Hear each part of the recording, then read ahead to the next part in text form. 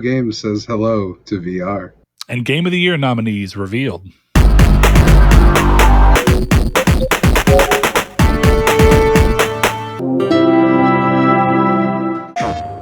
Well, hello and welcome to Triangle Square, the PlayStation podcast. I'm your host, Brett Beck, and alongside me, as has become tradition, is one, Mr., just so he can't miss it.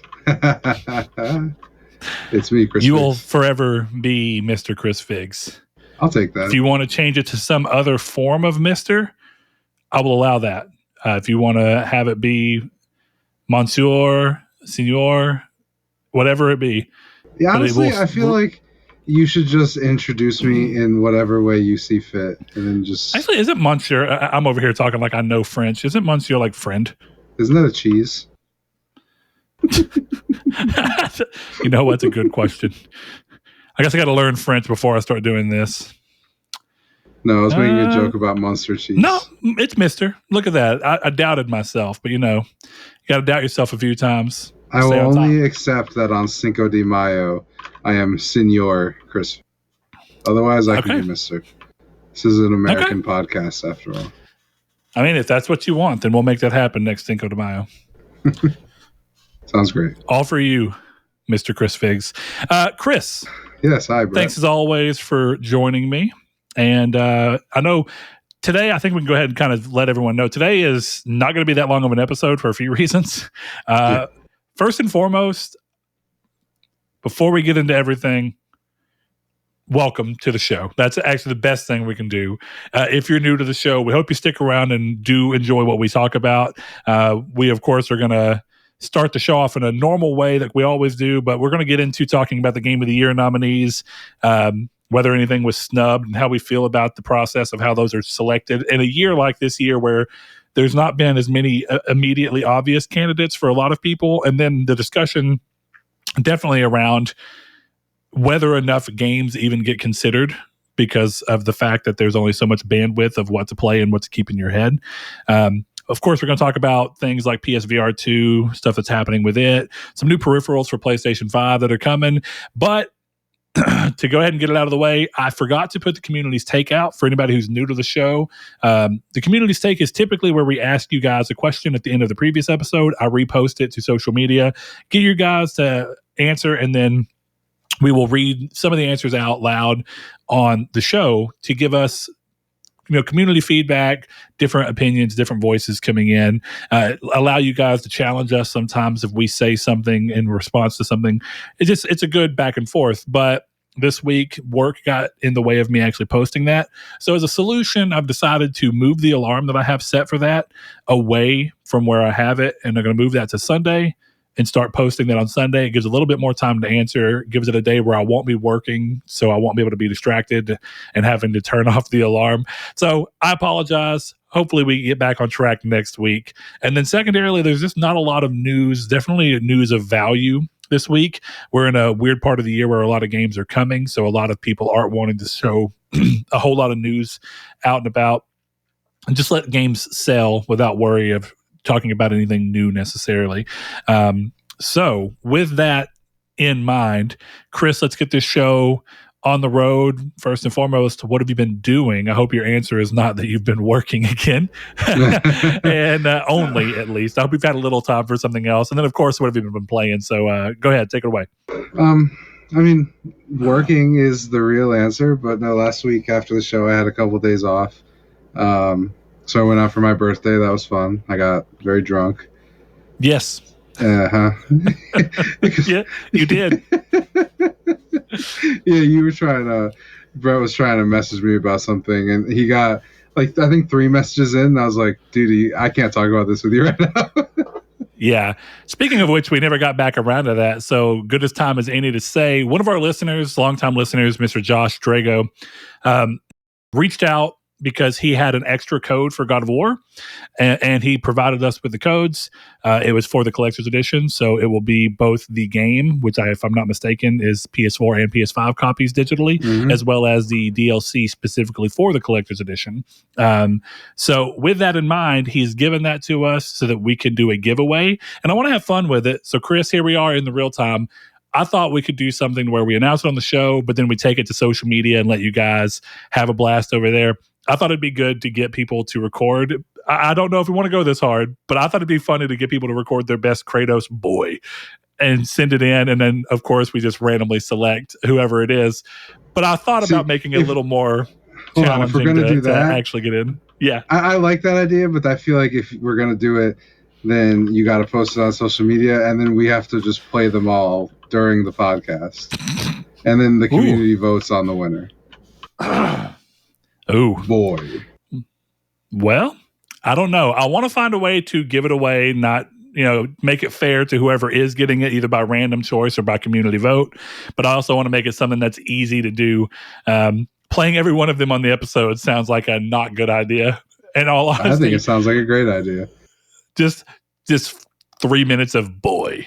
Yes. Boy. Not even that's just the intro of it. Well, we need to figure out something. We've got given a free code with the responsibility to give it away. So, Chris, here's the time. Now is the moment. Okay, I'm sure we can figure something out. I have confidence in us. I believe in you. Do you believe in me? I mean, I believe in life after love. So if I can believe in that, I can believe in anything. That's true. So, tell you what, Chris, we're going to give a little bit of time. Let's keep it in the back of our heads and keep thinking while we move along. But, Chris, you got very drunk, and I couldn't talk to you about it then, which more power to you. It was a good time. I enjoyed partying for my birthday. I'm going to see Taylor Swift because of my whole family, so that's very exciting. Are you telling me that your family came together and surprised you with T Swift tickets? They did, yes. I'm so proud of them because ticket prices are fucking crazy right now. That's what I said, and my brother was like, "Oh, yeah, we'll get it off a reseller. That'll be easier." And I just looked at him like, "Dude, I love you, and I love Dave Matthews, but we're talking about Taylor Swift. We're not talking about Dave Matthews. You're gonna pay $1,000 for this ticket if you wait that long." Yeah, 100%. Like, for not even great seats for Blink-182, it was like, after fees and everything, it was like $200 a ticket, like $201 a ticket. Outrageous. for bad seats. But it's what my wife wanted for her birthday, and I want to see him too, so it's fine. I'll take the hit. Yeah, I don't know. I'm just like, you guys are very bold waiting, but good luck. I hope it works out. Otherwise, I'll be very disappointed. Can't disappoint people for their birthday. No, that's cool. I know you're a big Swiftie. Speaking of which, I haven't heard your thoughts on the new album. So what's going on there? It's good. I am not a Swiftie, so I have to rely on you. You're my connection into the Swift world. Am I? I'm your quicker, swifter upper. Yeah. Yeah. No, you and Knuckles from Sonic have a bunch in common, because I don't know if you saw the Sonic thing where they went through and were talking about the music they like, and the voice actor for Knuckles was like, Knuckles was Lizzo. It was Shadow and Amy who were big Swifties. Shadow being a Swiftie is all I need, because Shadow is the coolest character in Sonic. So I don't really think of it as a spoiler. I don't think anybody would think this, but in a weird way, I think it might be. But I'm gonna go ahead and say it. I missed Shadow being in front. He should have been in Frontiers, and he was not. I was like, I missed his presence, and I think that's just because I just recently replayed Sonic Adventure 2, and I love Shadow in that game. I still get the same dumb feeling in my chest whenever he comes on screen. I'm like, damn, he's cool. That I got when I was like 7 or 8 when that game first came out, He just is the coolest hedgehog of them all. He is. I mean, he's the ultimate life form, so. Yeah. I mean, hopefully other Sonic media will have something to do with Knuckles. With Knuckles? You mean Shadow? Shadow is the one I meant, yes. We already have our Idris Elba Knuckles, which is still some of the best casting of all time. Oh, it was great. I was like, I went from like, okay, I think that kind of works, to a little worried, and then the movie came out, and I thought that he knocked it out of the park. He nailed it. It's perfect. And the characterization for Knuckles is on the money, because for a while, the previous Sonic games and the cartoons have been making like Knuckles an idiot. And I'm like, he's not an idiot. He's just naive, but he's not dumb. He's naive with good intentions. and a lot of stuff hadn't done that. But I felt like that movie portrayed it perfectly. But I am very excited to see Shadow in live action. Me too. Who's gonna play Shadow? Who do you think the voice actor should be? I have been bouncing back and forth, and I don't know. I'm a little curious as to where the depths for them are going to be, because they got the Tails voice actor to play Tails in the movie, which I loved because it made Tails feel more like that. But they clearly weren't going to do that with Sonic, and I have a feeling they're probably not going to do that with Amy and or Shadow. And I have a feeling Amy's coming soon. They may do their thing of introducing one character per movie, but no, they didn't. They introduced Tails and Knuckles. So yeah, you add one good guy, one faux bad guy.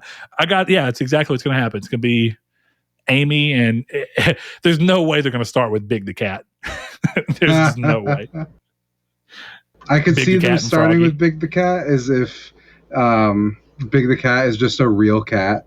That would actually be kind of funny if they just have a household cat and they name him Big. It's just a fucking tabby cat. Doesn't talk or anything, it just meows. Yeah, exactly. That would be very funny. I would be in for that. That would be good. Considering that Big is kind of like a joke character in many ways anyway. Like he's never highly tied into the stories. He's just a fun little side character that likes to fucking fish. You know? Yeah. Good for him. What's that dumb old saying? The worst day fishing is better than the best day in the office. True. I mean, objectively correct. I don't know, man. There's that Daniel Tosh joke where he's like, yeah, these guys out on the side of these frozen freighters in Antarctica be like, at least I'm fucking fishing. But that's a day at the office. That's true. It's the meaning behind it. You're still working at that situation, yeah. Good point. Fair point. All right, so what else you got going on? If that was all that your week was eventful, then at least enrapture us with your which I'm not downplaying Taylor Swift tickets, first of all. I just want to let that be known. That's huge. It has the potential to be expensive and huge. Not for me. Since it sounds like they don't have the tickets yet, but that's a problem for them. So let them go ahead. Yep. I just want to throw this out there. I don't know if your dad listens to this show. I know that he listened to Midweek. He did. All I want to throw out there, I still feel like I got shafted in the at least one free meal at Longhorn. I thought I was really going to get something, and my social engineering did not work. That's what I'm learning. You should have kept my insider knowledge didn't happen. You needed to have me add subliminal messages to each of the episodes of Midweek. Just in the background, it's give Brett Longhorns. Give Brett Longhorns. I mean, Brett wants a T-bone I just want it steak. once. Just once. An outlaw ribeye with steakhouse mac and cheese and some mashed potatoes. Is that too much to ask for? No. I mean, that seems like a good order, honestly. I could eat that right now. I can confirm, by the way, that ours got rid of the Maverick that you get. Yeah. No, I asked my dad. He said they did. I was like, well, why? Why didn't you bring me one before they were gone forever? I can't believe you've done this. No, I saw that and I was like, it's one of those menu items where, as far as I can tell from looking at it, it's like, why'd you even take it off the menu? Because you have all of the pieces for it back there. Right. Well, probably the bread. Maybe.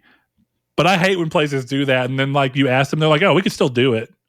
Like at McAllister's, I get this thing called the Spud Olay, and it hasn't been on the menu in like 3 years. But it's just a potato with their chili in it and jalapenos. And it's delicious. But it's like they still have chili. They still have spuds. So it's like, why'd you even take it off the menu at that point? If you're still going to let me order it, what have you done? My old job used to do that, and I would hate it because I'd be like, why did you take this off the menu if you're still going to make me serve it? Like, yeah, if you're still going to let people order it, then you've wasted my time. Yeah, just don't take it off the menu at that point. Yeah. It's either that or you got to like be like, listen, you can't order it. Doesn't matter if we can make it. But you know. Exactly. God forbid you get one of those the customer is always right guys in. I hate that saying because no one ever says it properly, which leads to a bunch of freaking problems. Well, what's the proper? Go ahead. The customer is always right in the matter of taste. It's extremely different. Mm-hmm. So that sounds specific to the food industry. I'm not hearing too much. It's actually People used to specific say to that to me. fashion. Oh, well, that's fair. Yeah, taste is there's taste buds, and then there's more perceptual taste. Yes. Yeah. Even then, though, I feel like that doesn't apply very well to GameStop, and I used to get that all the time when I worked at GameStop. There was nothing more funny than a guy coming in to trade in a game that was worth like 37 cents. And he'd be like, bro, come on, man, like $5. Come on, just give me $5. No, I'm not giving you, I can't change what the computer says. Right. If I give you $5, I have stolen from the company to give it to you. There's no possible way. Can't do it. Sorry, I'm not friend. a pawn shop.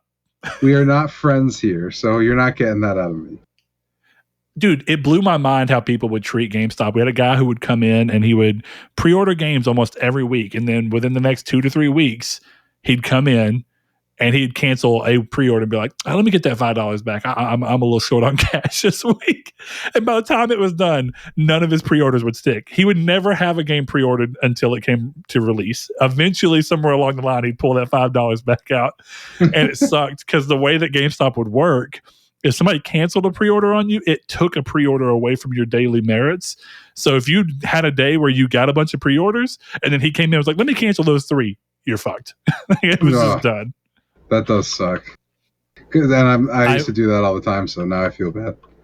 From what I understand, they don't operate that way anymore, but it was rough times. Nothing like getting a call from the manager to be like, what am I supposed to do? Tell the customer he can't have his money back? And you go, you're supposed to talk him out of not pre-ordering it. I'm like, well, okay, he clearly doesn't want it. So am I supposed to talk him into pre-ordering and putting the $5 elsewhere? If he drove here to get that money back, I'm not going to stop him. That's the thing. If he drove there to get $5 back, that dude doesn't have $5. So don't worry about it. Like if he was coming back and he was like, yeah, I ordered the God of War Jotnar edition. I paid the whole thing off and I'm short on my car bill. I'd be like, yeah, that makes sense. For $5, like that man is short on a pack of cigarettes and he's having trouble. So just it's a rough day. Back. He can't have his 2 monsters and a what is your lunch that you always said. No, I'll get 2 pieces of pizza and 2 monsters, and I'll have a monster and a pizza and the pizza for lunch, and then I have another monster for the end of the day. Hey, I'm proud of you. You do you. You live. What's the saying? You live your best life. Yeah. So all right, man. What games have you been playing? Ooh, I've been playing a lot of games. I've been playing God of War Ragnarok, which I would imagine most people are. Some Call of Duty Modern Warfare 2, Tactics Ogre Reborn, and Vampire Survivors.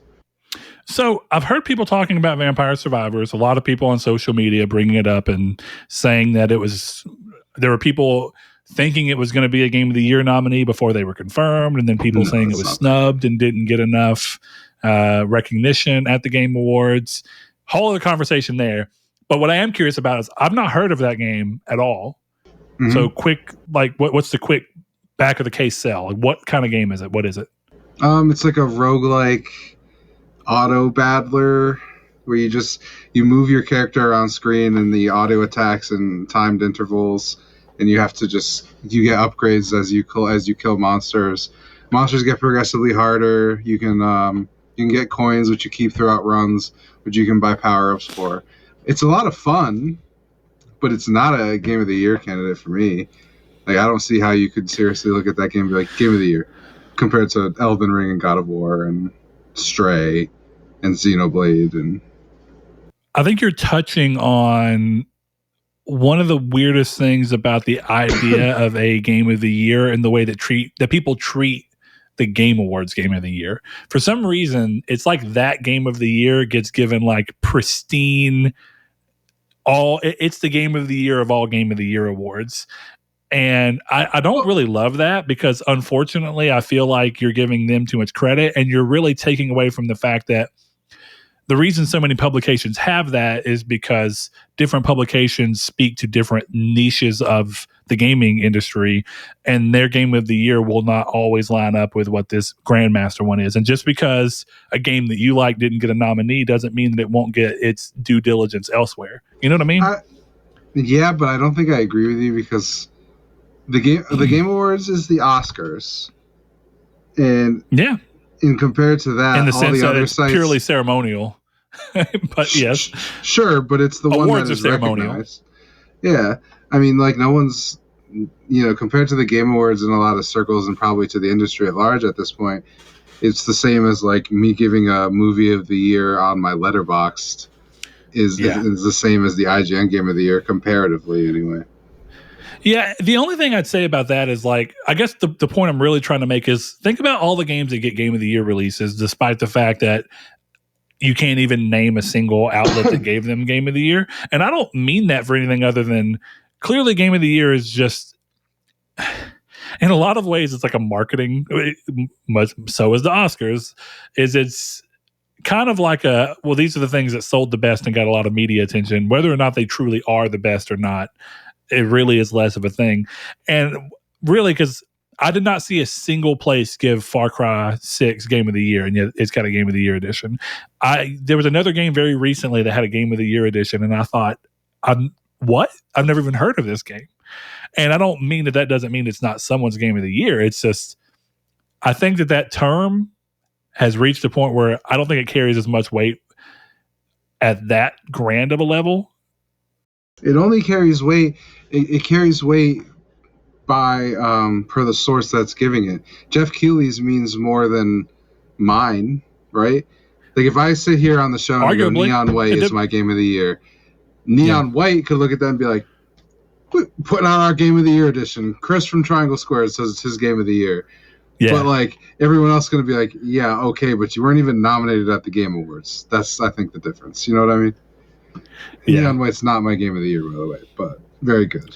Well, yeah, there's a whole other conversation to have there, and I'm actually trying to think of how to budget out my time to where I can get a few more games in before we have our Game of the Year discussion, which, if you're new to the show for some reason, we always do our Game of the Year as the last episode of the year. It's kind of the idea of like, the year's up, this is our game of this year. That way we don't deal with these when the game came out, if it came out in 2021, but it was past the cutoff, so we have to account it for this year, and it gives you all sorts of very odd, which is hard to avoid anyway, but recency bias. So in my mind, I'm thinking like, how am I going to play Signalis? I've got to figure out where Signalis goes and where I'm still going to make time for all these other games. That is why last year I think I argued that we should do it in like March. Which I think that's still fair. I think saying that to where at least you have more time to play games from 2022. My biggest concern is just that we're not including games. We're not excluding games that did come out in this year, but we're not including games that came out last year. You know what I mean? Like, if it's going to be March that we discuss it, so we have more time to catch up, it still needs to be games that were limited to 2022, in my opinion. Well, yeah, and I think that would be the case of how I would say it, is if it came out in calendar 22, then it's eligible. And that doesn't mean that we played the game that came out January 31st, but it does mean that if we do happen to play it, it's eligible for the nomination.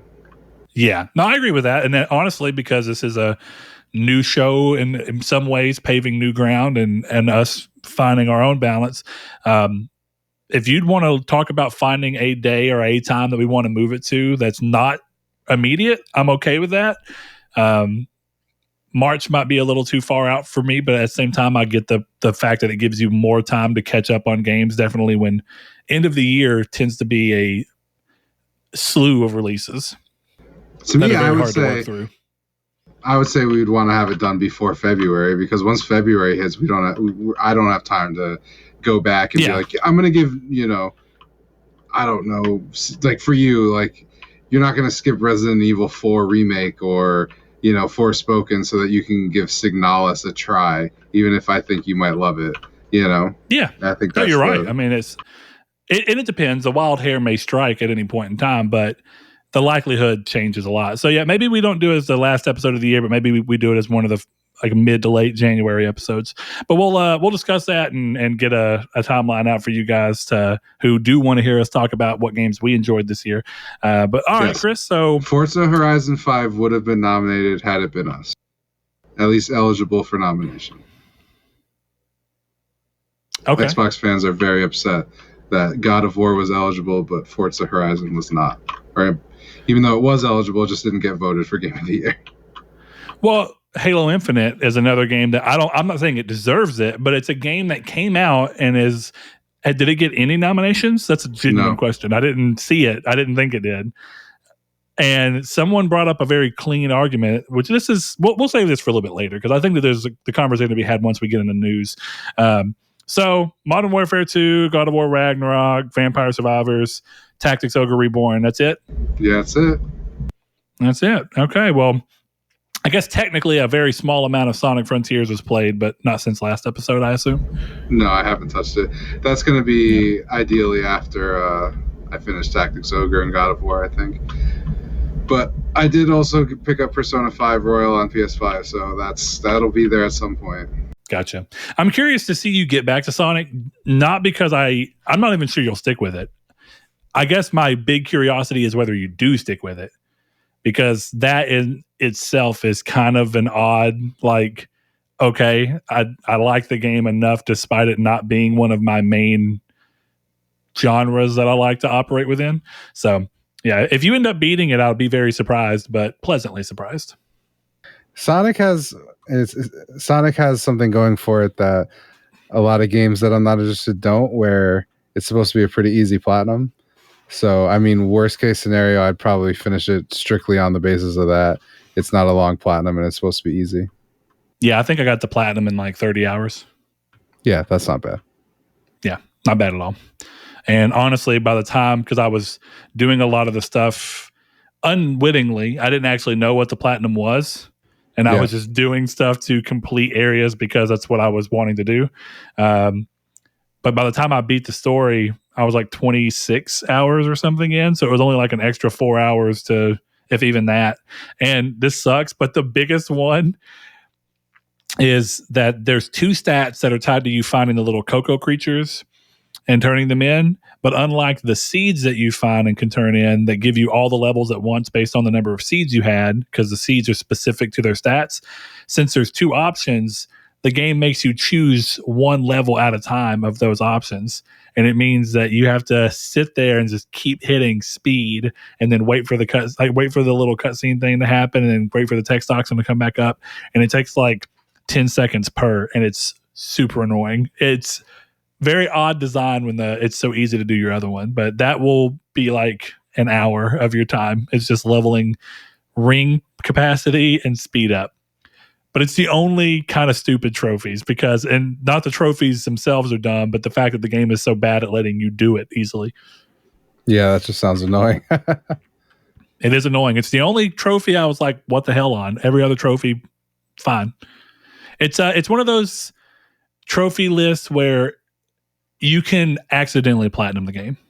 Oh, really? That's not basically bad. Like if you're just playing it, if it wasn't for that, like, and if you try to spread that out throughout the game, like throw 10 levels on speed here and then play for a little bit and throw 10 levels on ring capacity here, then you'll stop that grind. But I got so bored of that I just didn't touch ring capacity at all. So I had to go like 60 levels up in speed and 100 levels up in ring capacity at the very end of the game to get the trophies. They were the last trophies I got. That's pretty brutal. Yeah. So, but yeah, get back to it for an easy platinum, huh? Well, speaking of Sonic Frontiers Platinum, I got the platinum, if that wasn't obvious.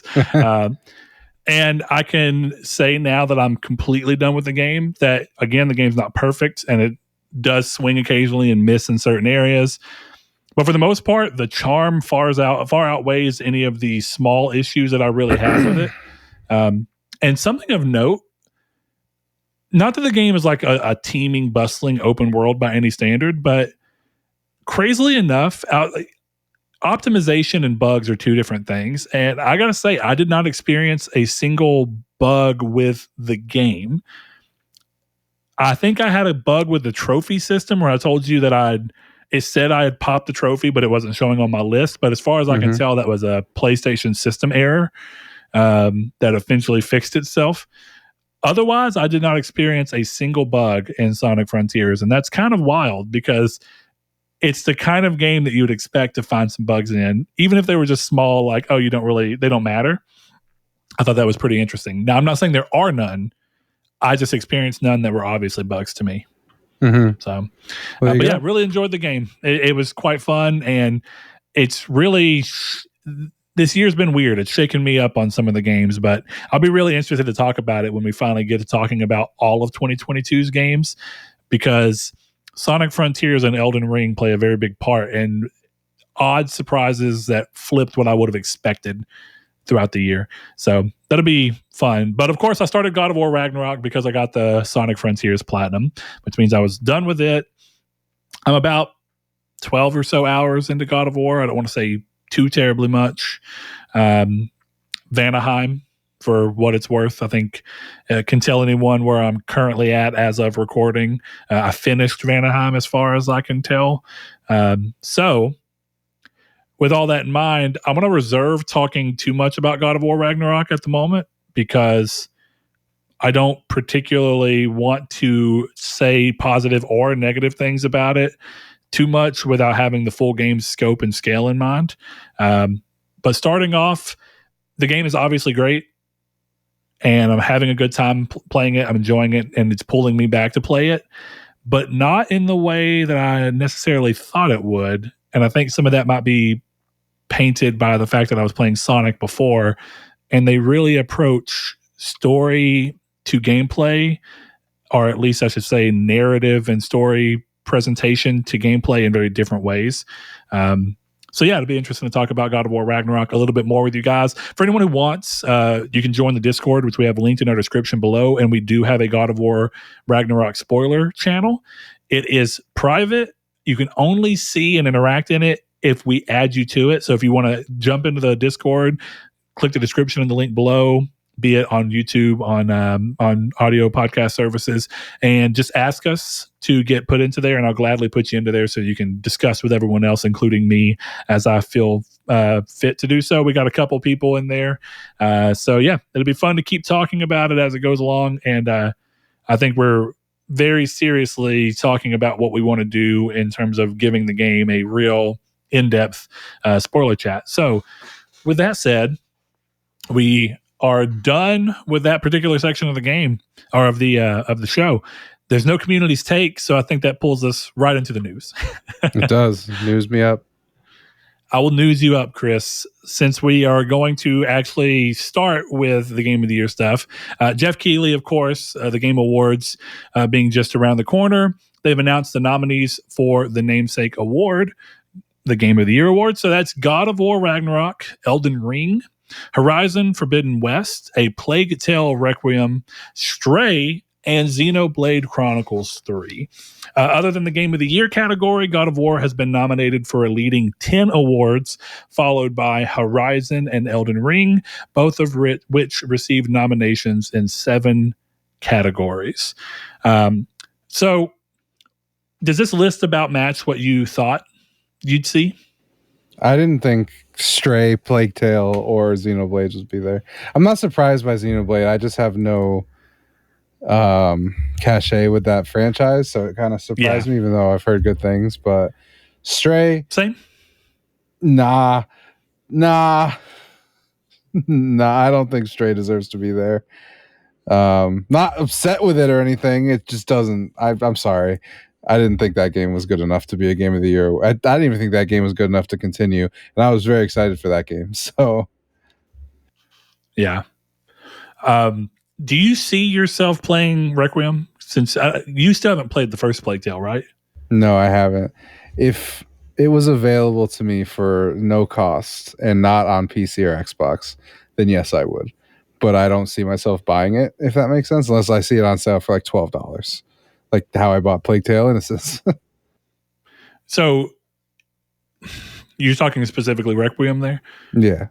I own. So do you Innocence. think there's a chance that you may randomly find yourself downloading and playing Innocence, and then if you like it, you could move on to Requiem? Or at this point, do you think even though you have Innocence, it's just going to be one of those games that sits in limbo where you're unlikely to ever play it?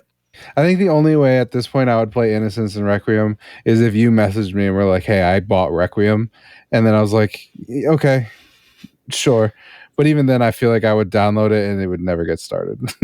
Yeah, well, I'll tell you, I do intend to buy Requiem, so that will be a reality for you soon to deal with as to how you choose to do whatever you want to. Um, but I don't like some of necessarily think it matters that we have to talk about. When we do our own game of the year, I don't really know that I personally care about looking at what the Game Awards nominated games were and talking our thoughts about them at length there. I think, of course, in the news like this, as a quick kind of look at how surprised we are, it goes into what you thought about the game, kind of like you say, like Stray, you don't see it, which is a fair point. So I guess with that in mind, I'm the same with you on Xenoblade. I don't really have a lot of cachet with that franchise. I've heard great things about multiple of them, but it was a little bit of a surprise to see. And I can't speak to that game's actual quality, but I think, Chris, you said something that is I found true up until I also thought about how many games come out this year that I haven't even had a chance to play. And that was that. I guess I should let you speak for yourself in that regard, but you had mentioned something to the degree of you in a year like what we've had with game releases, you didn't feel like there was an obvious list. Do you care to expound on that? Yeah, I think there's a lot of solid. There's a lot of games that that are top of the year. Elden Ring, incredible stuff. God of War is great. Horizon sucks, but but I think if you look at those games as an outsider's perspective, you're like, okay, any of these could win, right? But I don't think it's a year where there's 5 or 6 definitive game of the year games. Because I think right now, me and you could both make okay, what are your 6 games of the year right now? Gran Turismo 7 is one of them.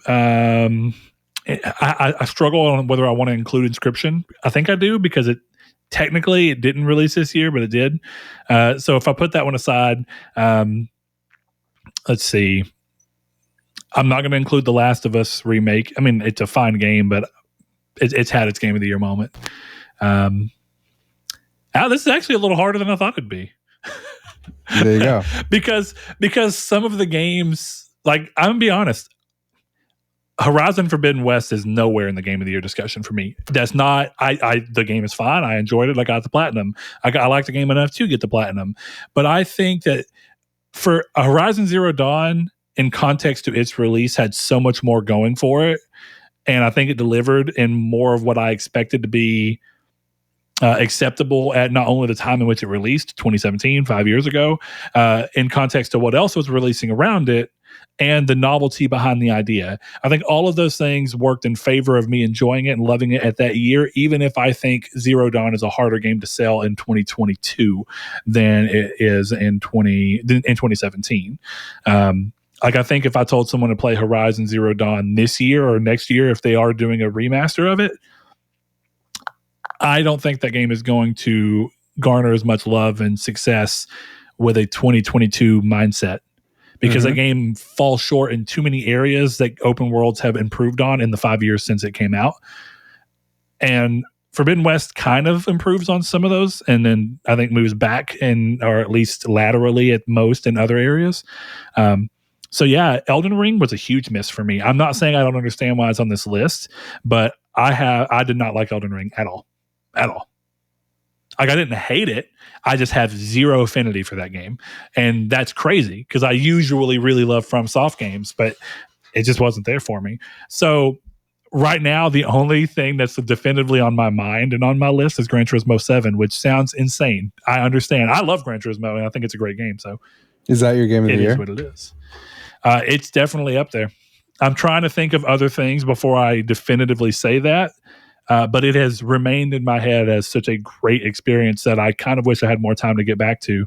And this is going to sound crazy because I don't consider it. And this is, of course, God of War Ragnarok, unlisted, untalked about, because I'm not done with it.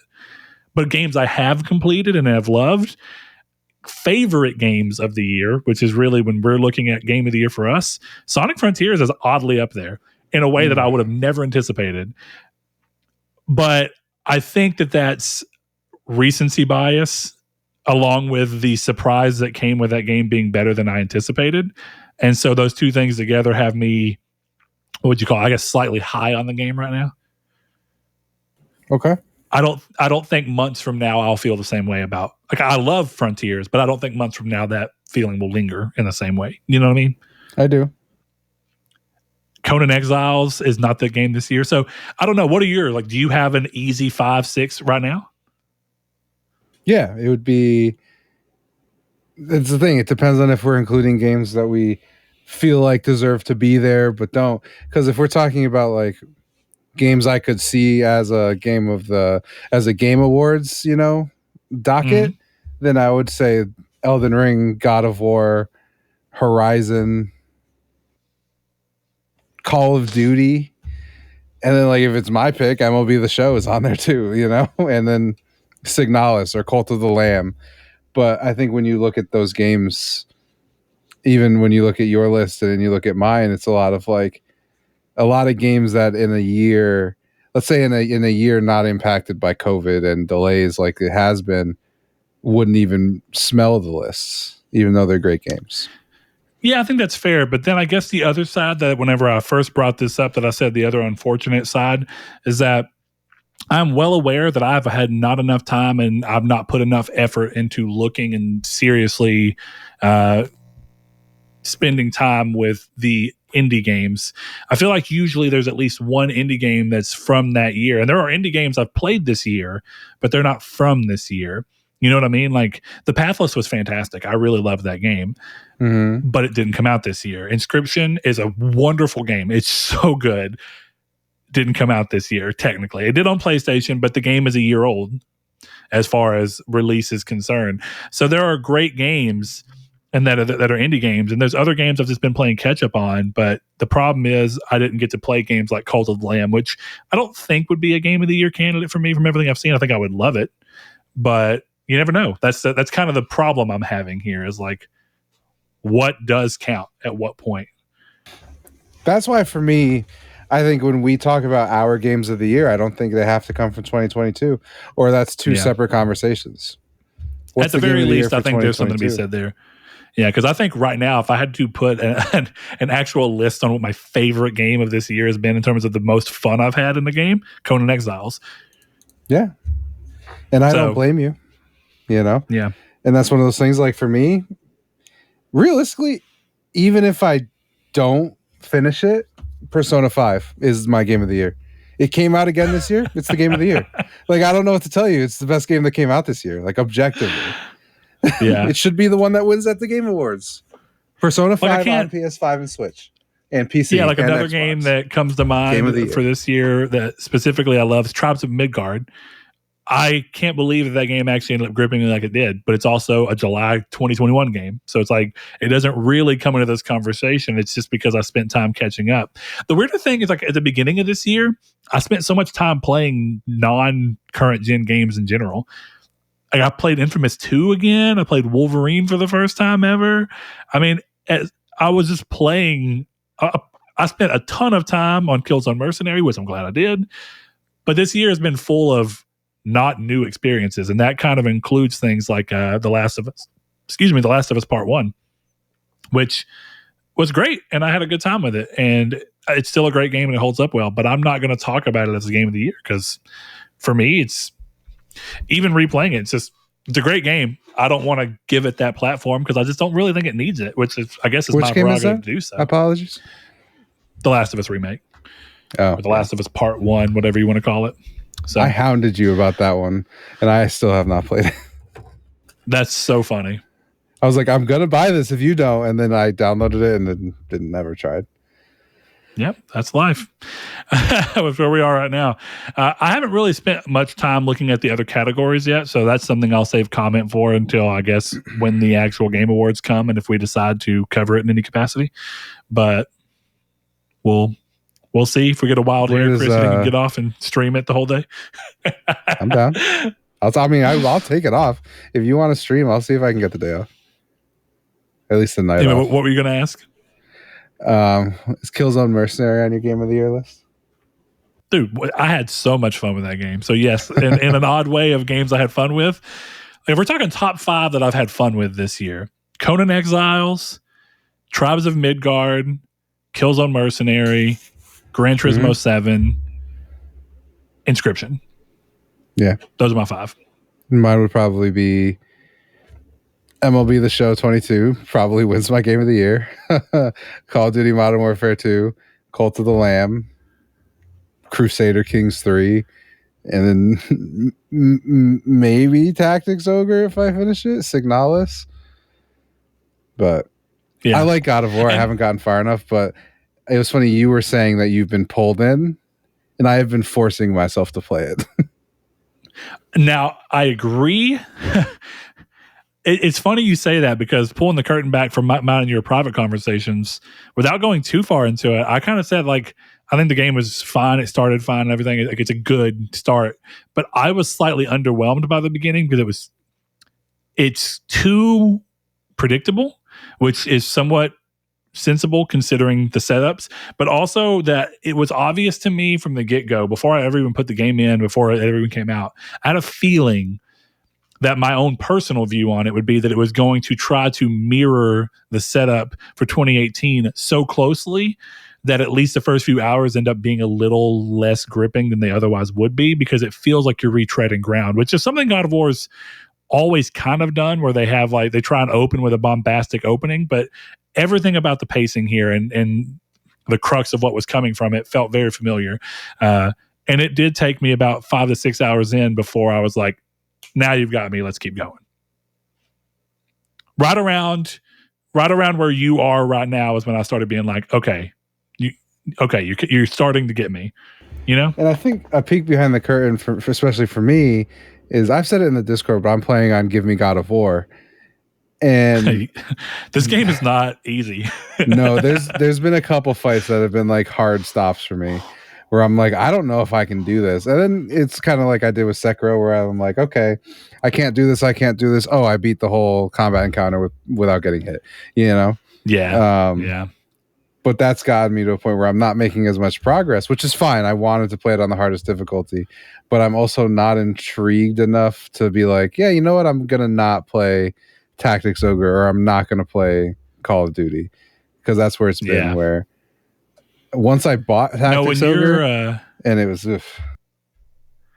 go ahead. When your Discord thing said that you were playing Tactics Ogre instead of God of War, I thought, interesting. Yeah. Yeah. I'd be curious to see your runtime on God of War, because I have a feeling from how often I've seen it saying that you're playing it, that your runtime is probably similar to mine and your progression is just significantly less than mine. You know what I mean? Well, we'll find out during the course of this show. I'll bring it up. All right, well, moving on. In a boon for PlayStation VR 2, Sean Murray and Hello Games have announced that a native version of No Man's Sky will be making its way to the headset in February. They say that the free update takes the game to another level, but didn't provide much more in the way of details. Their tweet indicated it would arrive February 2022, and considering it is November 2022, logic indicates that I'm assuming you meant 2023 there? Yeah, you must have. Anyway, logic... Read. Just keep reading, I promise. Indicates they expect to update to launch on February 22nd, which is also the launch date for PSVR 2, which they later confirmed. Nowhere in there did you say they mistakenly put 22. So it led me to only think because they tweeted what I wrote. February 2022? Yes. And I played 11 hours of God of War Ragnarok. Yeah, I'm at like 12. So you're very close to me. Yeah, but you're significantly farther in the game than me. I would say yes. Yeah, it sounds about right. Yeah. Maybe I'm willing to say significantly. Yeah. There's a fight when you get to the things with two swords. Mm-hmm. And there's one fight in there, and it took me 3-4 hours today to do it. No, this is awful. But then you do it and it feels so good. When you do win. Yeah. There's the combat's definitely challenging, and I've not had too many issues. Like, I'm not saying I haven't died. I totally have a few times, but I've not had too many issues with the normal game bosses, and even a couple of the side quests that I've done. But instead, there's like question mark parts on the map that you can go to, and there's like bosses that you can fight there. And there's I've had my butt handed to me by one in particular that you do multiple times, almost every time I fight it. And I'm just like, dang. Like it normally takes me dying at least twice. The last time I fought one, I finally didn't die on my first time, but I got very close. So it's been interesting. The game is definitely good. The thing that I'm very curious about is where it's going to rank with God of War for me, because I've played all of them and have a very big love for the franchise. But it's always that thing where it's like, I just want to make it clear, like, even if I'm sounding like there's a hint of something negative for the game in my mind or in the way I'm viewing it right now, first and foremost, even if this game was the worst God of War, and I'm not saying it is, even if it were, being the worst in a franchise that is filled with absolute bangers is hardly a problem. I just want to throw that out there. It's like, there has to be a worst everything. Like, right? If you've loved every single PlayStation console, there's still one that is like, you look at it and you're like, yeah, that's the one I like the least, but I still love it. Yeah. So it's the nature of, when a band puts out an album and you're like, well, this one's not as good as this one, but it's still a banger. It's like, okay, so what's the problem with having 10 great albums and this one just happens to be the worst? It's the 10th of them all. Still a great thing. Spider-Man 3 is the worst of that trilogy, and I'll still watch Spider-Man 3. Still a great movie. Yeah. Exactly. Yeah. Beat him with sound, Bully McGuire. So that'd be cool. I do want to try VR2 No Man's Sky, because VR1 No Man's Sky was super promising. It looked great, but it was so difficult to control with motion controls. And you can do it with a controller, but it tears away half the immersion. So the immersion part is great with motion controls, but then having to hold the move button on the right hand to move forward and then tap the other one to jump, it didn't feel right ever. No analog stick was weird. Having to like move your hand to try and turn the camera was stupid. So I'm ready to do this when I have real analog sticks and real motion that I can do, and a grip that can feel my grip so I can pick stuff up. I think that'd be pretty cool. But for now, Chris, you're still, I know you're still unmoved on your PlayStation VR stance, which I'll tell you right now, seeing people post I did not get the invite, even though I got the invite to pre-register for pre-ordering. I did not get the invite to pre-order. Don't know what happened. But I'm not sure I would have wanted to be the $749 that I've seen a lot of people because I saw Amazon had them for pre-order. I was like, Amazon doesn't charge immediately. I'll just throw a pre-order on in case I decide to do it. And then it was $795. I was like, I don't want it. I'm fine. Well, and that was my thing, is when I was thinking of pre-ordering it on PlayStation Direct, which is where I prefer to get my stuff. I don't know what they do. For God of War, they didn't take payment for the collector's edition until it ships, and I would hope that's the same for, because they did for me. They took the $200 out of my account and then put it back, which I hate. If you're gonna take the $200, keep it and then don't charge me later. I guess I do everything on a credit card, so then putting the $200 back, it's like I don't even notice that. They didn't take actual $200; they just charged $200. They were like, "Oh, it checks out," and then pulled it back. That's fine. I don't have to pay that. You know what I mean? So. Yeah. It was like for me when I did it on a debit card and I was out $200 for 3 days, and it's like either don't charge it or keep that $200, you know? Yeah. Well, yeah, I mean, I don't know. That kind of stuff gets weird because I don't want to have hundreds of dollars tied up into something. So it's a real big hit or miss for me on how places choose to pull money, because some places, like, I'm pretty sure when I pre-ordered the Dead Space Collector's Edition from Limited Run, I think that they just took the money and just have it. Yeah. Like, I don't think that they did a check or anything. I'm pretty sure I just paid for it, and then they're going to use that money. This sounds weird, but that's kind of, it sounds almost like a Ponzi scheme. You know what I'm talking about? Where it's like, they're like, pay us for this thing, but we're not going to start making it until like after everyone pays us, because then we can use the money that you paid us to make it. And that sounds a lot like, hey, invest in us and we'll give you twice your investment back after your first 3 months, because we're going to use the money for other people we convinced to do that to pay you. And eventually the buck is going to have to stop somewhere. But Ponzi schemes, what a great thing. It's the American dream in action. In the end, capitalism wins. What's next, buddy? All right. Next thing up is with peripherals on the mind. If you do consider PSVR 2 to be a peripheral or a console, that's a good question. Razer have revealed a Pro controller take for the PS5 by way of the Wolverine V2 Pro, featuring offset sticks for those who look to get asymmetrical on their PS5. I said that so weirdly. Asymmetrical.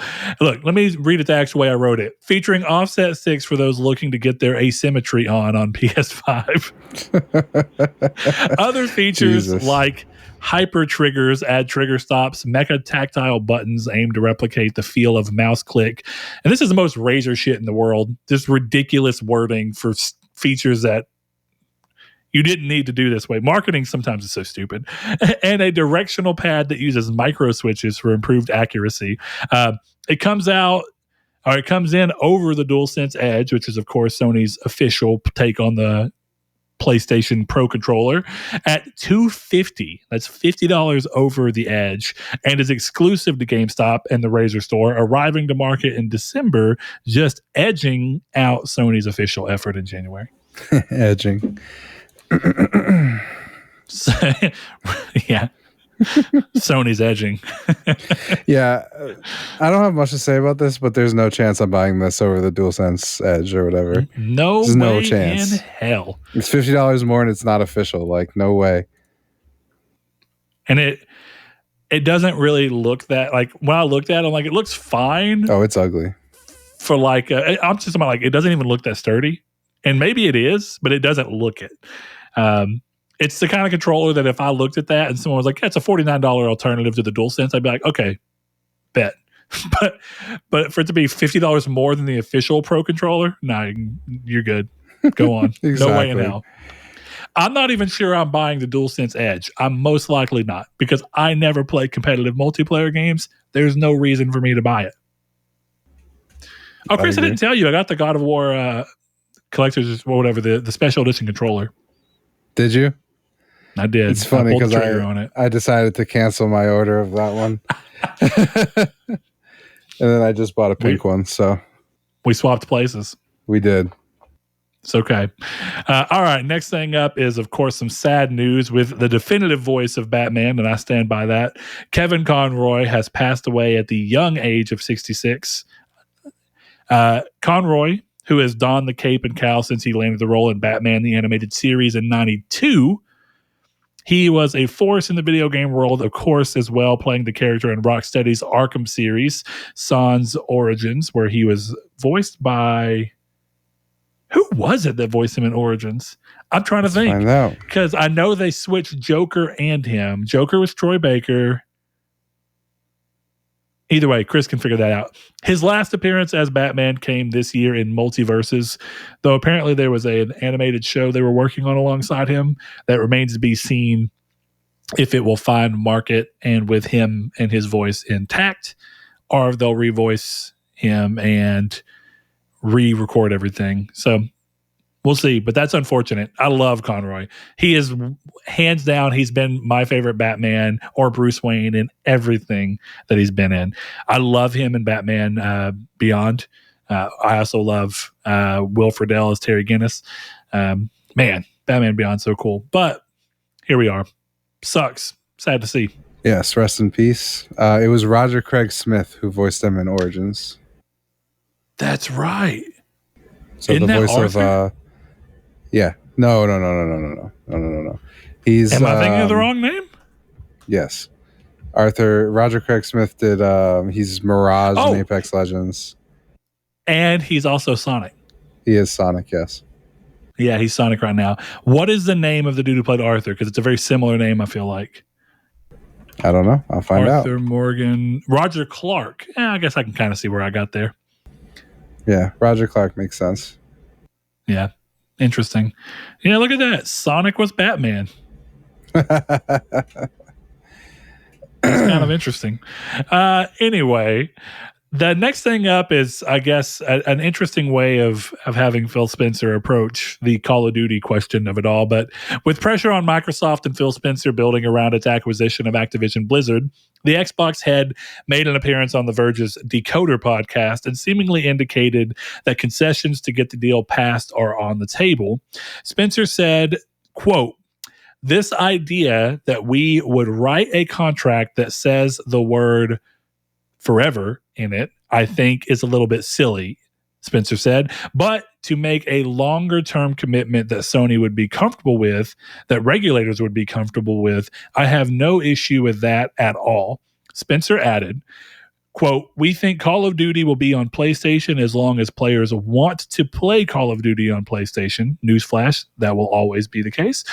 And that's not a competitive threat against PlayStation. That's just a pragmatic way of looking at it." When the podcast's host, Nilay Patel, appeared to start suggesting that Xbox could get around this by offering a streaming-only version on PlayStation, Spencer quickly interrupted to clarify native Call of Duty on PlayStation, quote, native Call of Duty on PlayStation, not linked to them having to carry Game Pass. If they want a streaming version of Call of Duty, we could do that as well, just like we do on our own consoles. There's nothing behind my back, which is... Let me finish, I guess, and then we'll talk a little bit more about it. It's interesting choice because it is the Call of Duty Modern Warfare 2 doing great on PlayStation, doing great on Xbox, the next game, the next game, the next native on the platform, not having to subscribe to Game Pass. Sony does not have to take Game Pass on their platform to make that happen. There's nothing hidden. We want to continue to ship Call of Duty on PlayStation without any kind of weird, aha, I figured out the gotcha. It's a lot to say, but there's a lot going on here. I'll give Phil Spencer one thing in particular. In doing this and the way he approached it, I think he did a great job of seeming like he was being genuine and being personable and doing what a podcast should do, where it doesn't feel as it doesn't feel like he's a politician trying to find the best way to say something as much. But at the same time, a couple of his wording is really weird because I think that when he said like "there's nothing behind my back," I think he was trying to play that in with like as a joking thing. But it's just like his fingers aren't crossed. Well, I figured maybe like my fingers aren't behind my back and crossed or anything. Yeah, sure. And I know what he means is that there's just he's not trying to hold something back. But at the same time, I think it's really interesting to start that concept that off by saying the idea you'd write a contract that says the word forever in it is a little bit silly. And yes, it is silly. I'm not even disagreeing with that. Why you would write as the owner of something a contract that which states that you will in perpetuity forever and ever release your game on their thing is silly. But at the same point, it's kind of silly for you to argue that you're basically going to do that without that verbiage, because you, of course, mean in this case, as any company would, if PlayStation are buying Activision Blizzard as well, and we're saying they'd continue to ship on Xbox, I'm sure that comes with the caveat of knowing that if we ever want to pull that plug, that's at our discretion, because that's the whole purpose of owning something is that you get to call the shots. And the moment that it may become more beneficial for you to do Call of Duty not on PlayStation, you will, of course, want to be able to leverage that. So I think he's right. You, of course, don't want to write a contract with that wording in it, but that's because you don't truly want to, in perpetuity, have zero way out of shipping on PlayStation. But it's okay. I don't mind that he went and said it. And I believe this will probably go a decent bit in his move towards trying to get this to pass. What are your thoughts on this, Chris? I mean, I think it basically signals that he doesn't know that it's going to pass anymore. So he's more like, yeah, we'll make concessions, just get it done. We really want King. We don't care about Call of Duty, which I believe, and I also don't believe, but I believe it. I believe it, but having Call of Duty as that juggernaut is not, nothing. Yeah, I mean, Candy Crush is a juggernaut all its own, though. So there's a lot to be said about that. Having two juggernauts as opposed to one exclusive juggernaut or whatever, you're not wrong. Far from the thing. But exclusive being the thing, it's like if we take the conversation around Call of Duty and we put it instead to King, right? Microsoft doesn't have a mobile platform that they can make it exclusive to, so it's harder to do a direct comparison. But it just for the sake of argument, liken it to them saying, "Well, we're no longer going to allow Candy Crush on on an iPhone," when we probably all know iPhone is probably among the top, if not the top, earner for bringing in money on Candy Crush. So the argument stays in the fact that, like, why would we take it off the thing that makes the most money on? But, I mean, I get it. It does make a lot of sense, like we were talking about with eventually bringing all the Bethesda games to PlayStation and just saying, hey, you're going to charge $70 for it and your value proposition's over here. It does make sense to put your games on every platform possible so that you can make as much money as possible. But they're also not doing that clearly across the board. So one thing I doubt we'll ever see, but I'm very curious of, is at what point does the value of exclusivity supersede the value of being available on every platform and vice versa? It's a hard question. I think for them in particular, the only way I think they would ever take it off PlayStation is if Xbox became the bigger place to play Call of Duty. But I've made this argument forever. I don't think that'll ever happen because Xbox pushed backwards compatibility, which locked people into their ecosystems even more than they were before. I don't think without Xbox, there would be no backwards compatibility this gen, and we would have all started from square one. So then the Xbox Series Y 360 would have started from a new slate. And then maybe at that point we go, well, I want to play Call of Duty, so I'm grabbing an Xbox, and then it blows PlayStation out of the water. But currently the way everything is going, which is a much more consumer-friendly way for video games to go, I'm not saying backwards compatibility is bad. I just think it pushed Sony and Microsoft into a corner where Sony will probably always be the market leader strictly because people now have a gigantic ecosystem filled with games that they don't want to leave. I could never leave my PlayStation. I have tens of thousands of dollars of games on there. I'd never leave my PlayStation. Even if I have an Xbox, I could never leave my PlayStation. So I think it'll always be on Call of Duty because I don't think Xbox can ever truly pass PlayStation in console sales. So there you go. That's my opinion.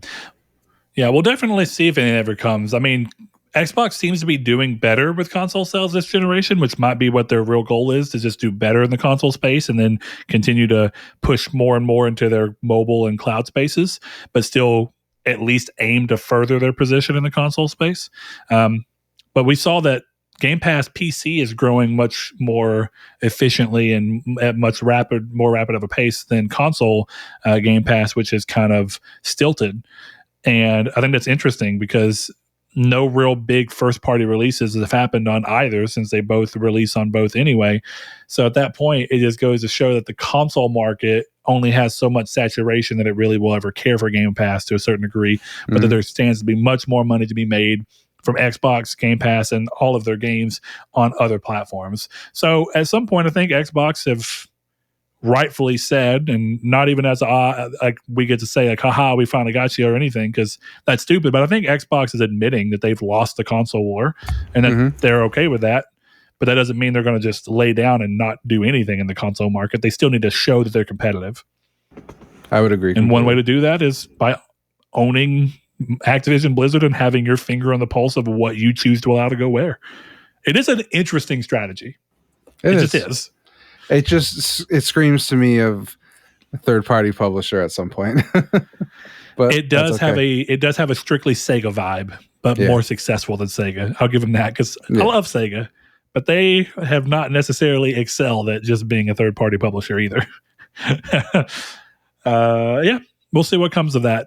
Next thing up on the list, after delaying current generation ports of The Witcher 3 coming from Saber Interactive, a Russian studio, and taking the work in-house, CD Projekt Red has finally given us the date of when Chris can pretend he's going to like The Witcher 3 this time. The free upgrade will release on December 14th to anyone who has already purchased the game. It comes packing improved graphics, ray tracing, and faster load times. They also mentioned integrated mods from its huge community of creators, alongside content inspired by Netflix's fledgling Witcher TV show. They did not specify if a potential Geralt skin would be Henry Cavill or our first look at Liam Hemsworth, Dollar General version of the character.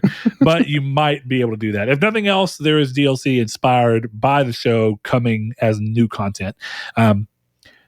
There's one thing in particular that I find really interesting about this, and it's specifically the fact that there is integrated mods that are from people outside of the development studio. And there's, Chris, you may know the answer to this because I really didn't bother to look into it. When Skyrim did Anniversary Edition, Yeah, and it added certain things from the Creation Club, sure. was that akin to this, where the Creation Yes. Club were non-Bethesda made items that they just pulled into the game? Yeah, but the Creation Club isn't the same as like Nexus mods. The Creation Club was the paid mods. That's what I thought. It was creators could post it up and it would be officially verified and they could make money off of it. Correct. Which this, I don't think Witcher had anything like that. So my curiosity here is, first of all, this is cool because if you're, as a developer, going, wow, you did such a great job, why would we even bother reiterating on something you've already done? And it makes more sense Rockstar. for us to just it makes more sense for us to give you credit where credit's due and then move along and implement what you've already put into our game at a higher level. But I wonder what this does for the creators of those mods. Like, is it inherent when you create a mod for a game that the legality is you're creating a mod for something you don't own, therefore we own all mods to our games? Or is there something going on like Creation Club for Skyrim is really interesting because maybe there is something there where it's like Skyrim being like, by us giving you the ability to sell them, you get a certain percentage of the money, we get a certain percentage of the money, but we also own them in perpetuity. I'm just really curious as to how this goes there, but I think it's a cool idea either way. I would have to imagine that the case would be no, they don't own the mods, and they probably paid the mod makers some kind of money. Because if the case was that they owned the mods, we would not have the GTA definitive editions we have. They would have taken That's the true. best mods that came out and they would have just sold them as a new game. Yeah. Instead, they made the worst possible mods for GTA 3, Vice City, and San Andreas and sold those. Fair. That's a fair point. Though that also may just be an Icarus flying too close to the sun. They thought we can do it better, and then they just turns out they can't. But that's the thing, right? Rockstar proper probably could do it better. Grove Street Games clearly could not. Yeah, that's a fair point. I think the only way that you'll ever get those games in the way that people would truly want at this point is if they did ground up remakes. And I don't know that Rockstar would ever do that internally. Right. Then I don't think they won't now. No, They embarrass themselves too much. I still think it's crazy that they took their remaster or remake or whatever it was of Red Dead Redemption and were like, yeah, we're not doing that because it's Grand Theft Auto completely backfired on us. It's still crazy to me because they just have to port it. I don't even need them to upgrade the game. If anything, may open the frame rate so it goes to 60. Well, they've already done that, right? I mean, dude, the Xbox Series X version of Red Dead 1 looked phenomenal. Oh yeah, but that's not a port. Like Xbox's software lets that happen. So yeah, sure. But what I'm saying is it proves that all you have to do is tell that game to render at 4K, which is already what the Xbox is doing. It's just finding a very odd way to force the game to do it. Really, it's recompiling. But point being, it shows you that just making the game be a port that runs at 4K 60 frames per second with no extra work, you have a viable product. That's it. You're great. Like you're talking about with Grand Theft Auto, the problem is that they're rebuilding these games in Unreal Engine, if I remember correctly. So you're moving them off of their original engines. You're trying to make different changes. You're completely redoing all art. So there's a lot more that can go wrong in that transition than just being like, hey, Red Dead 1 is built on the Rage 1 engine. We're just going to port that game directly over. render it at 4K on these new consoles, they can do it and have a 60 frames per second mode. Yeah. But sounds like they don't want easy money. I think they just don't want to be embarrassed by themselves again. To me, it's very telling that Rockstar canceled plans for what seems like such an easy way to make cash with Red Dead 1 remaster after being embarrassed by Grand Theft Auto. Yet CD Projekt Red puts out Cyberpunk and is just like, we're still fucking going forward. We're still going to make a DLC. We're still going to make another Cyberpunk game. We're going to make another Witcher game. Go fuck yourselves. We're gonna release The Witcher 3 for next gen consoles. I think it's a very interesting shift in mindset. I think it goes to show you which one's owned by a big corporation and which one's still smaller. Right. And Rockstar's high on their own farts, so. Well, you get big enough and you get too risk averse and you start to think of things as risk that may not be risk. Yeah. But what do we know? Risky. Yeah, we're not risk analyzers. So I guess I won't tell them how to do their job. It just seems like there is a very clear and obvious way forward with good money for Grand Theft Auto 4 and Red Dead 1 ports, remasters, whatever you want to call them. I just want to play GTA 4 again. Just give it to me. No multiplayer trophies. I'm back. I'll pay you $70. Just release it. I just need Roman or Nico. Let's go bowling. I want to go bowling, cousin. Cousin, let's go bowling. I did. The one thing that I truly had like dumb fun with, like I don't even necessarily think it's an amazing part of that game, but being a teenager when that game came out, the most fun I had was just typing random shit into the cell phone for cheat codes and dumb conversation. I was like, I'm just going to see what you can do on here, and that was pretty cool. Yeah, they have it some good websites. It felt very novel on at the time. It did. Yeah, there's other things aside, I think my favorite actual aspect of Grand Theft Auto 4 is all of the, and this is true of other Grand Theft Auto games, so it's not unique to it, but all of the extra world stuff that they just do, for like if you're just sitting there, you can just watch these dumb movies they produce and put on the TV, and these dumb audio things they put on the radio stations where there's these little audio skits. That stuff is funny, and the little dumb commercials. I quite enjoy that. It's the kind of world building that I really appreciate, and I just wish I would have ended up liking the gameplay a little bit more to coincide with that. But it is what it is. There's still some fun to be had in Grand Theft Auto 4, even if I don't love it. That's, I guess, what I'm saying for myself. But I'd try it again if they remastered it.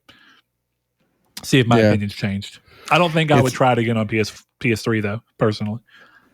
Really? Because I can send you a copy. I have one right here. It's right here on my shelf. Feel free to do it. I don't know when I'm going to play that, but feel free to do it. I'll try. I'll try and work it into the schedule. I'll send it to you if you tell me I will play it. But if you're going to be like, I don't know, and then, just end up it's a bad time of the year. If you had asked me that in like June, no problem. I'd have said I would have made the commitment. That's fair. But what am I supposed to do now? I'm still trying to play Signalis, finish God of War, Need for Speed Unbound's coming out, and I'm hoping that that's actually good and I stick with it. I want to go back to Hot Wheels. Plague Tale Requiem fits into there somewhere, I hope. Final Fantasy Crisis Core Remastered. What about The Quarry? I went from being like, I may try that game to like, I just don't care. Yeah, I want to play it, but not enough to buy it. You know what I mean? That would be a great PS Plus game. I can't wait for it to come there. And let's go with June of next year. The core. No, September. I'm going to say March. No. I'm going to say March. That's a Halloween. You think so? I could see that. I could see that. Or maybe right before Little Devil Inside or whatever the next one's called. Yeah.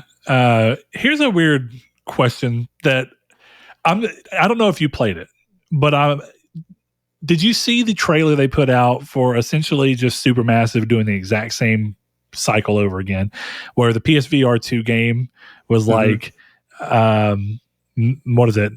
Dark Pictures Anthology, and then some VR dumb title. And it's just like a roller coaster ride with things from all the different Dark Anthology games. They did that with Until Dawn, Rush of Blood, and I bought it, and it was stupid. And it was just a gimmick. It's not. I mean, it's just a gimmick. It's a roller coaster ride. It's the exact example of what you'd expect an early VR title to be. It's just a short experience. It's full of stuff to try and wow you based off of the immersion factor. And it does have that. But releasing that same type of game as a launch title for PSVR 2 screams of you not doing anything to try and push VR forward as a medium. There's no reason we should be having that game releasing as a launch title at what I assume is going to be a full $60. I don't see it. I think that's so dumb to me that you would do that same thing. That feels like when the companies used to like put your phone in this headset and we'll put you on a roller coaster. It's exactly it's not enough to me. It's not. I think it's a very, very odd choice, but yet I can't get a racing game day one. Look at that.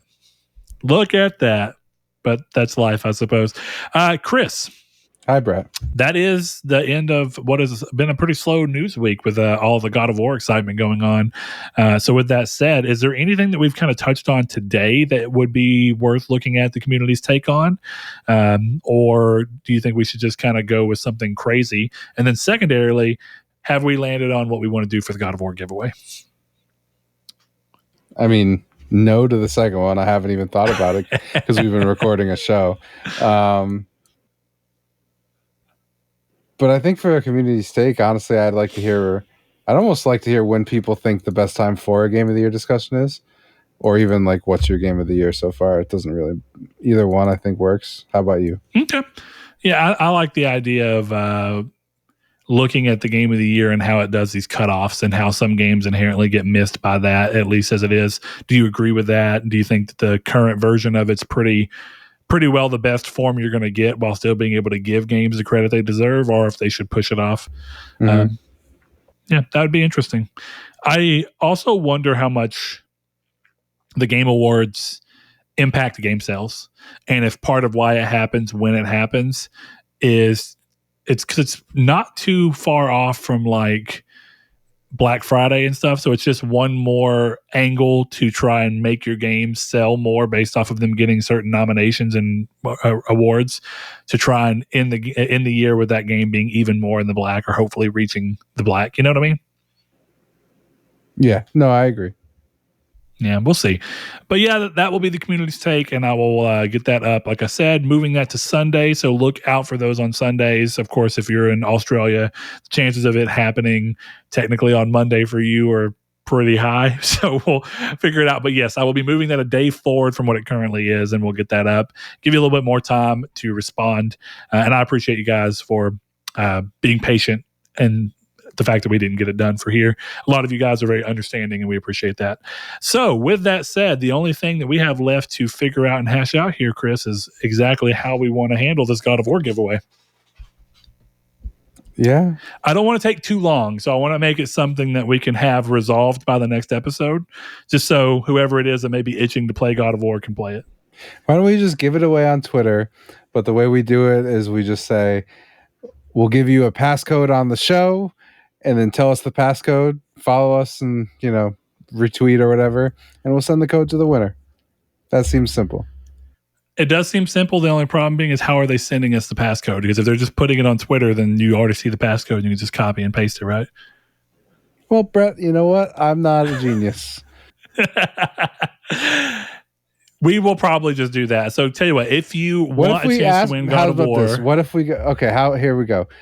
Tell us your favorite fight in the God of War series. Tell us that on Twitter. Excluding Ragnarok, please. Excluding Ragnarok. To be fair, if you have Ragnarok, you are disqualified. Yeah, maybe you want it free for like a present or something. But yeah, that's a good one. Favorite fight in all of God of War franchise. You can tweet that to us. We'll put that out on Twitter, and then maybe in 2 weeks we give it away. That way people have time. I think 1 week. I think 1 week is plenty of time. It's fair, and then it lets us announce the winner on the next episode. Okay, that works for me. So that's what we will do. There we go. Josh, appreciate you sending us the code, man. Really, really nice of you to extend that out to us, and of course, extend that out to whoever it is that ends up winning it. So that's very nice of you. And I guess with that said, we'll get this show wrapped up, and we'll see you guys next week. This has been episode. Oh, you know what? I didn't talk about Patreon. Hey, if you want to go to patreon.com/Nartech and give as little as $1 per month, you can join all the great people who have done so and helped us keep this show going. So yeah, if you want to do that, we're very thankful of that and all those who do that. So Chris, thanks for joining me as always. And remember, guys, you can find us on Twitter at Triangle SQRD. You can find us in Facebook or on Facebook in the group Triangle Squared, a PlayStation podcast.